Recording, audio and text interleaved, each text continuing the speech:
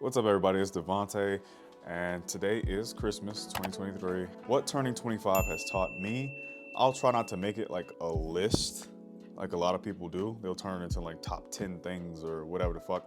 And this video is unscripted, by the way. Like most of my videos have some form of script. And you can probably tell by my cadence and the fact that I'm reading off something, but this one isn't gonna have one.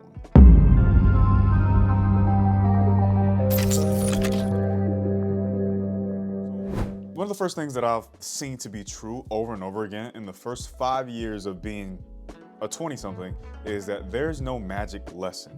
I think that there's a common misconception that in your 20s or your 30s or at some point in these periods where we're supposed to have this structured sequence of events that are supposed to happen by this time, by this age, there's supposed to be these lessons, these magic tidbits of information or these parables, Aesop's fables, whatever. What I've seen, what I've observed at 25 now is that there is no magic lesson. It's literally tailored to whatever current issue you're dealing with. Like there's not this universal lesson. I think that's probably the lesson in itself. There is no lesson.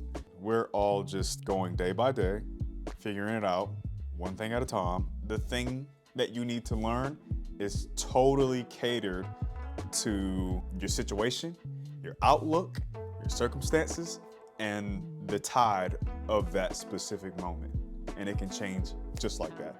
There is no magic lesson. Something that I've also started picking up on as somebody who's now 25 is that you start accepting what's obvious. I was pretty rebellious in terms of not like going and breaking the law, but I didn't want to accept a lot of things as they were.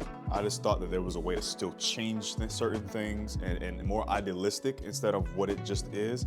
Some things aren't deeper. Some things aren't more profound than what you can see. Some things are just surface level. There's not more to them. That in itself is accepting what's obvious. Some things are just as they appear. Now, there's an old saying that a teacher when I was like 11 or 12, when I was like in 7th grade, taught me. He said, believe none of what you hear and only half of what you see.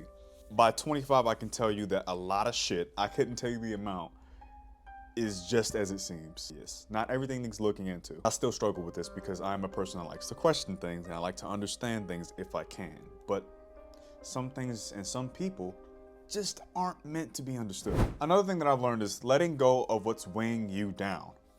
This seems so simple. It seems so simple. Like, okay, if it's bothering you, if it's weighing you down, you stop doing it. You stop letting it in your life. You stop not doing it.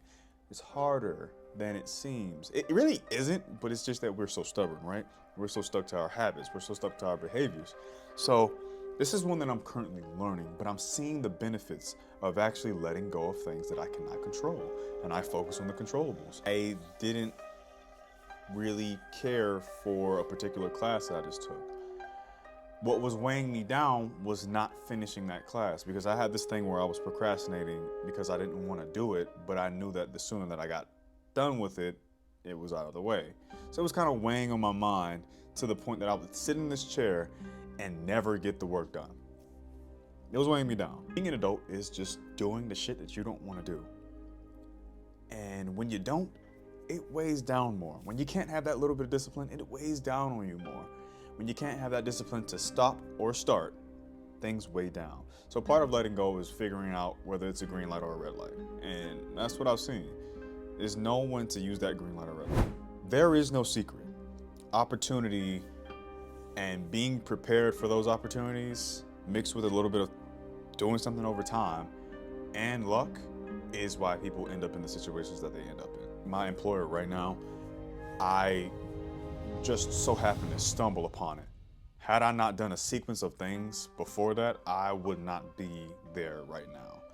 And it's been going pretty good so far. So that's just an example of some things are honestly just timing and luck and a sequence of things that happen before then that lead to you being where you are. Even it's probability. No one is coming to save you. I'm not somebody that was too caught up in that mindset anyway. But I've seen that a lot of people have this idea that just an opportunity, like this kind of ties into the last one, was just gonna land on their lap, or is something is just gonna happen eventually. And I don't think that that's true.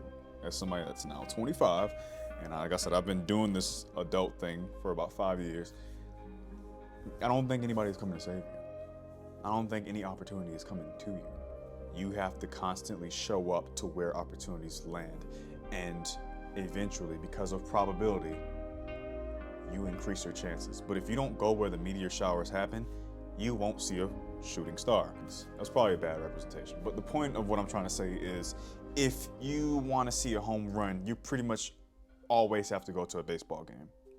So there's no one coming to save you. There's no opportunity coming to you. You need to show up to where it is, and eventually, what should happen, probability-wise, is what you expect. And this walks into the next one, is videos like this and YouTubers who make content like this and stay making content like this that center around mindset, productivity, and anything dealing with success is not going to help you. There is a usefulness, there is a utility to these videos and these creators, and they're good for a thing, but they're not going to get you there.